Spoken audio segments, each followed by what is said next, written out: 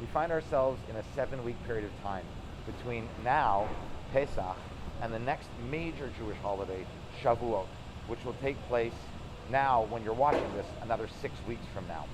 It's a 7-week period of time. 7 times 7 days, a 49-day period. It was marked agriculturally in ancient Israel by the bringing each day of an Omer, a sheaf of wheat, or literally of barley, to the temple. A formula was said as it was offered up to the temple. Somebody saying, here I now bring this Omer. And so we call this period of time in the Jewish calendar the counting of the Omer.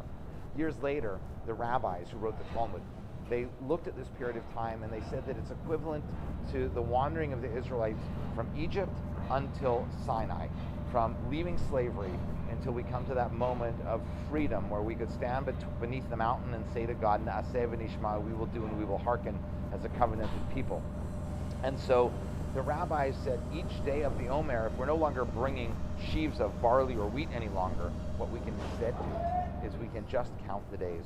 There's a blessing that we say that says, Baruch atah Adonai Eloheinu haolam, praised are you God, ruler of the universe, who makes us holy with mitzvot and commands us to Sfirat Omer, to count the Omer.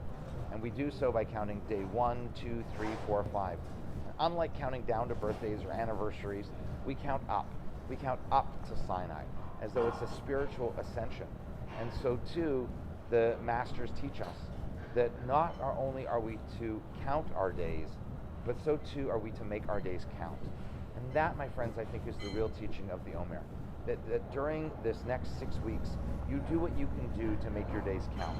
As the days get longer, the weather gets better, we get more outside, do what you can do to make your days count. And part of that is coming and worshiping. Part of that is spiritual.